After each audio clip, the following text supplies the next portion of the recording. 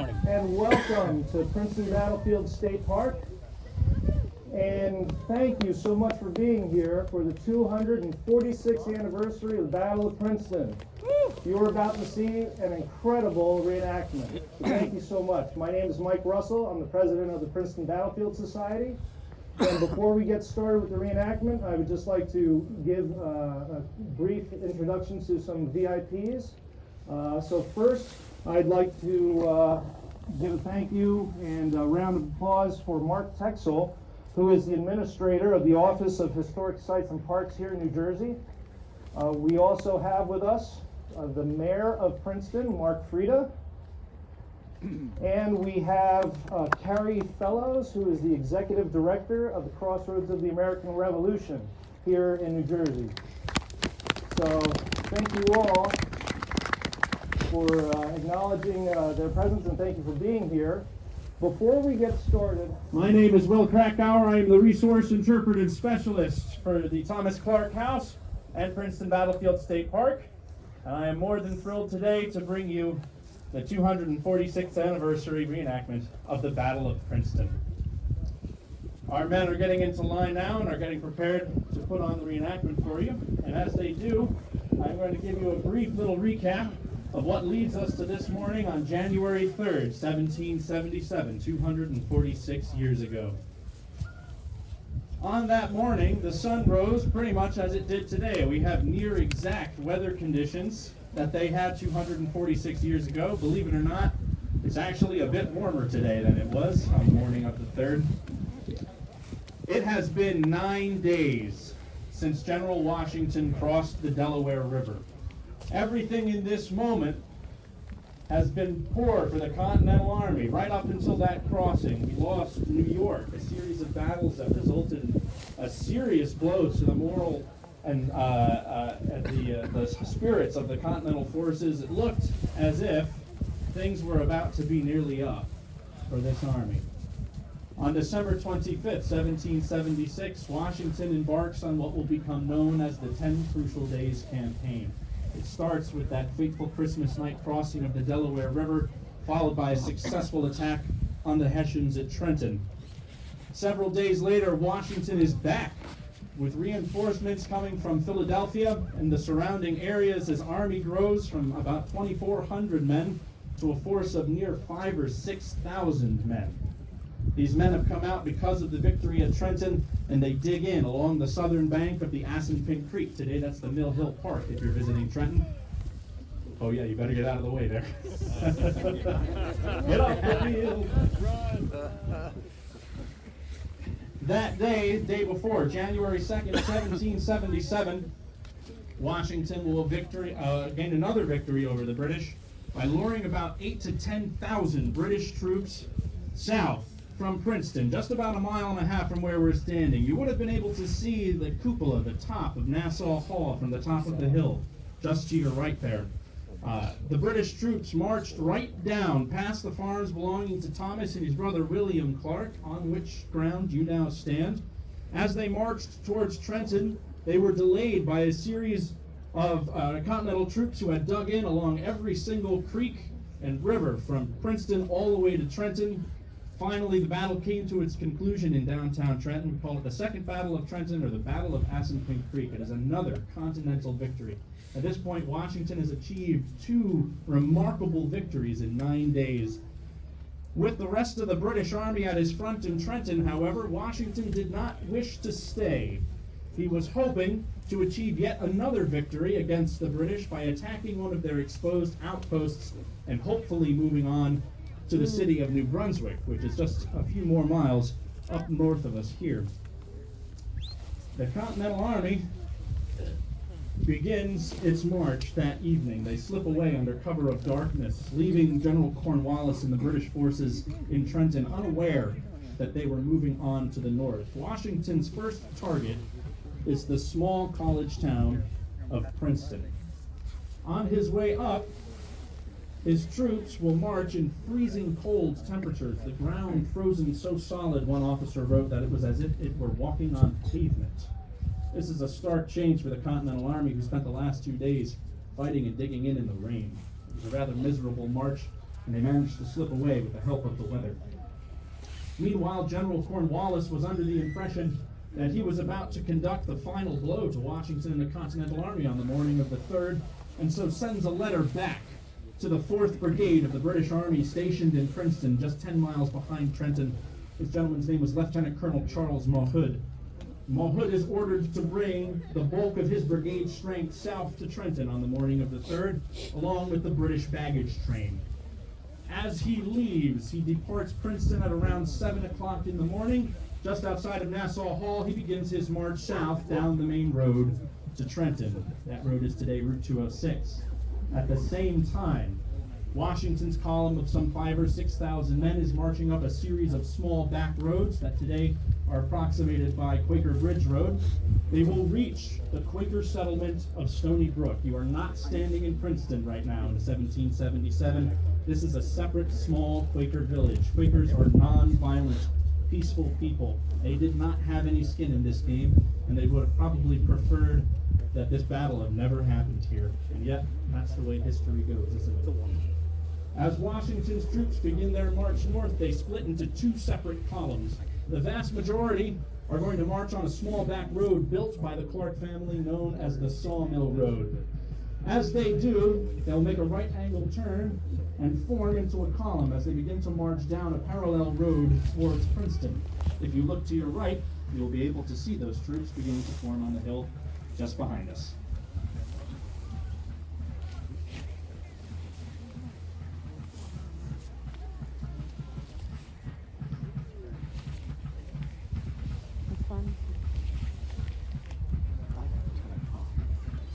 The lead elements of the Continental Line were well past the Clark Farms by about 7:45 in the morning.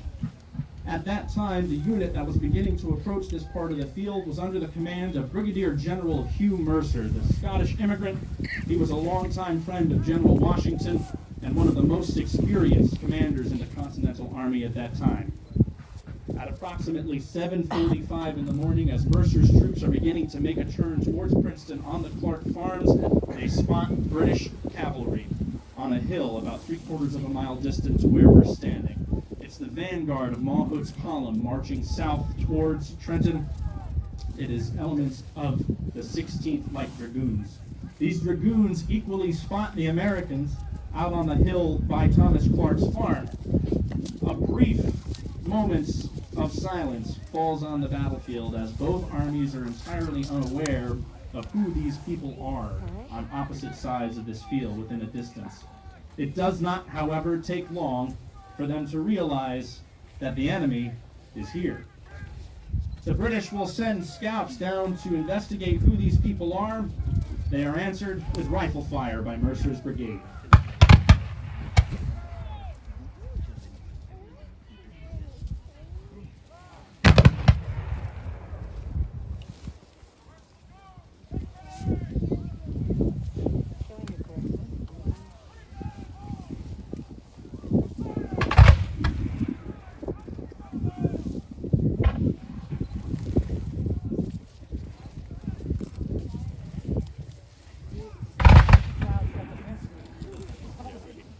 Somebody fired from over here. I don't think they were supposed to be.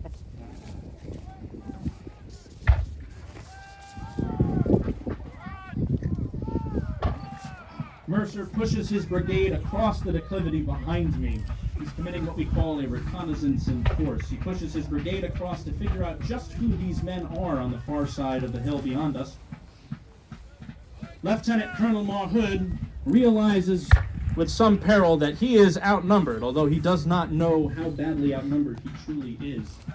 He commits forward a picket line of light infantry, today depicted by our Hessian Jaegers, the gentlemen down on the left side of the field wearing green jackets with red facings.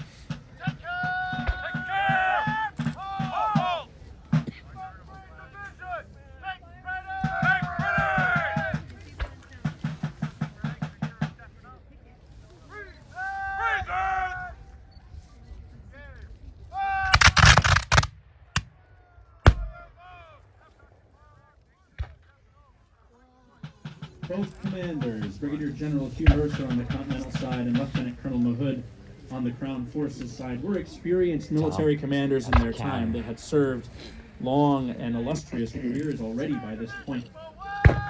Both men bumped into each other on this field of battle. This was not the anticipated place. Washington was hoping that this battle was going to take place more than a mile from where we're standing in town.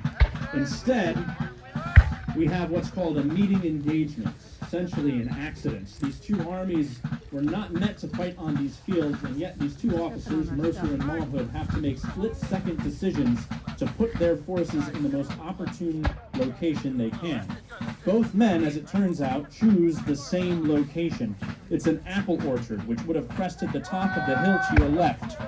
Owned by Thomas Clark's brother William Clark, both Mercer and Mahood see this hill and the cover around it as the ideal location to mount their attack.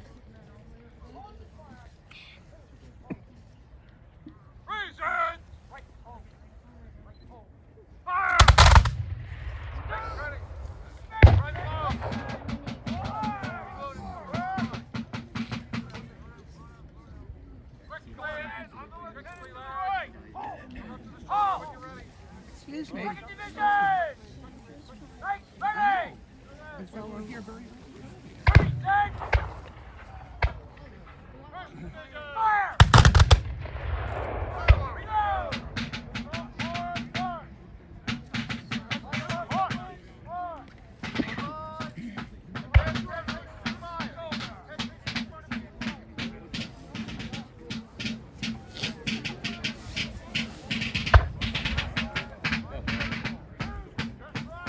My coach across the street.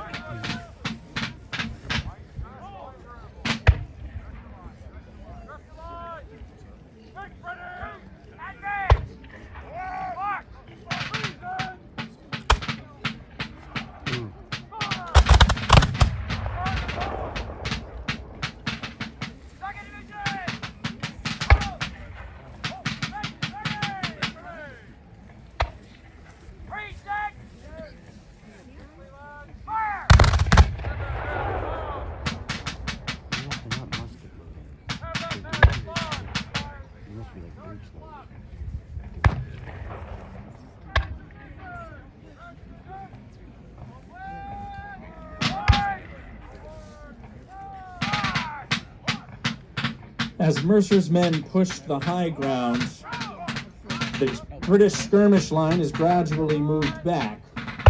They sustain heavy casualties from the accuracy of the rifles being fired by Mercer's men. Below the hill, Lieutenant Colonel Mahood reorganizes his brigade. It consists of his own 17th Regiment of Foot, the 55th Regiment of Foot, the 40th Regiment of Foot, and 2 companies of the 16th Light Dragoons. It is a force of about 700 to 800 men deployed into a line of battle. They join the skirmish line in the fight for William Clark's apple orchard.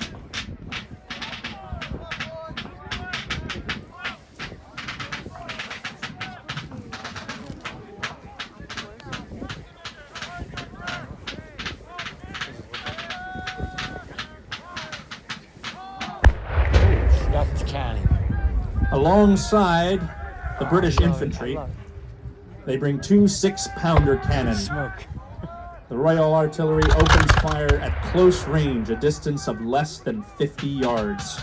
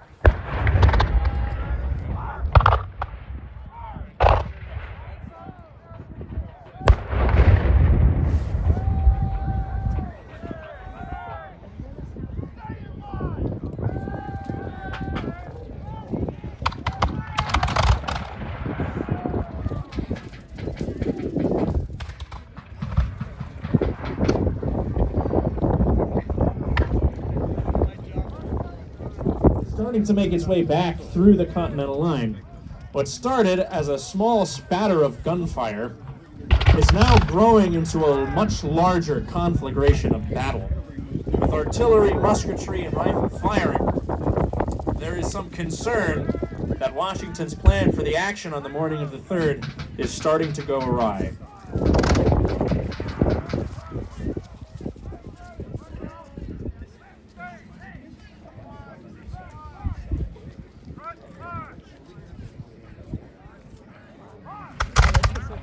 I'm so sorry. Would you allow me one photograph of my son? He's the only one wearing red pants.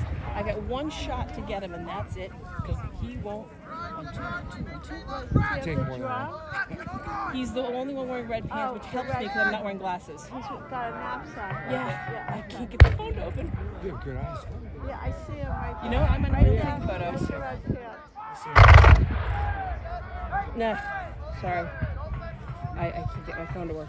Do you want me to take Near the it? Thomas Clark House.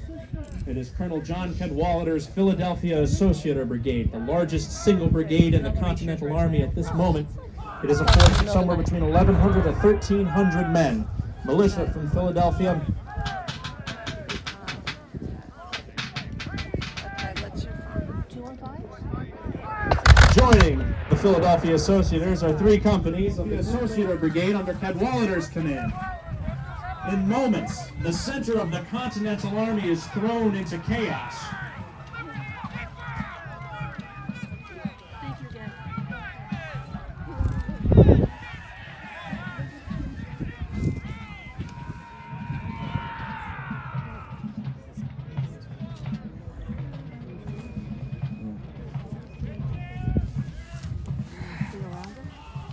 No.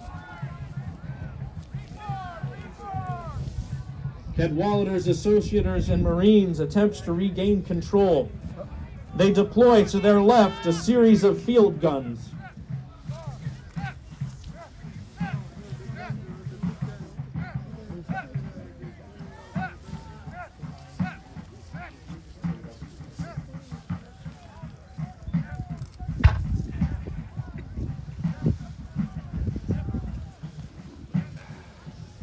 What a place to stay.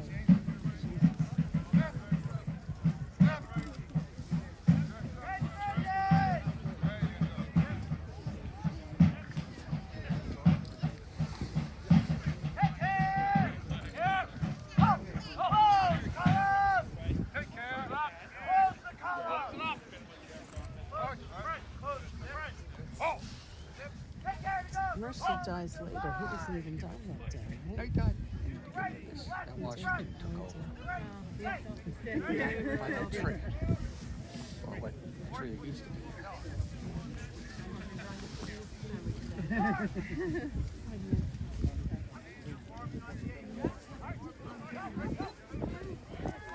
of you.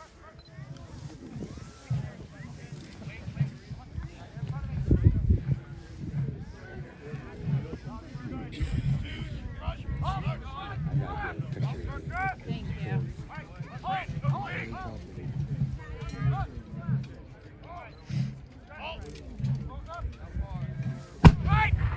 You're good.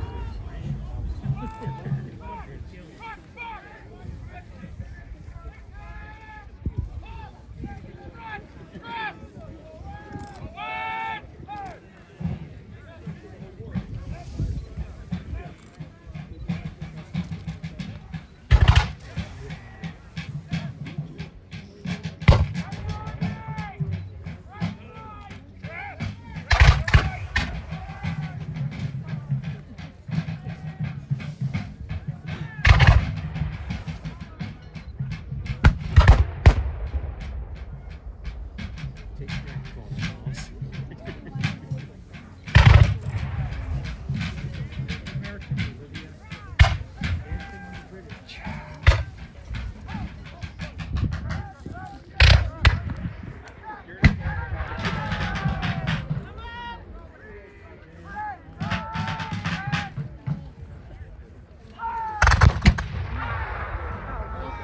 Progresses minute by minute.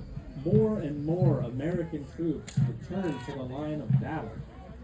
On the field on which you stand, there were no fewer than 4,000 American troops engaged by the final moments of the battle.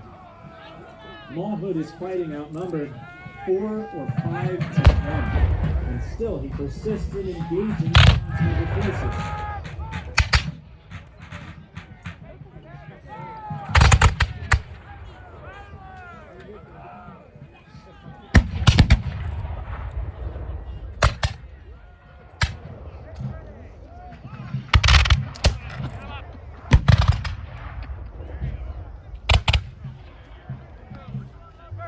It's not his fault.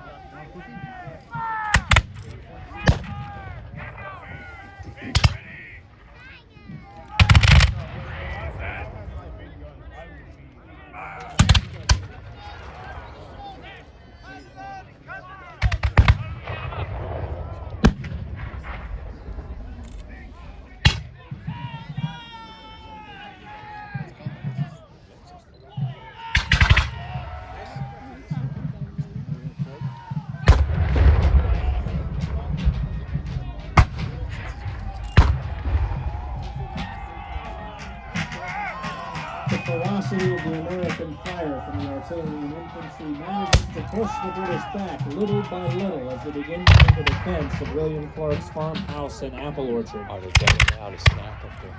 Some 200 to 250 British troops will be captured in the melee as Washington and the Continental Army regain control of the field. They are joined by the Philadelphia Light Horse, a detachment of the Philadelphia Associator Brigade. And Washington's horsemen run down the British troops as they flee from the field.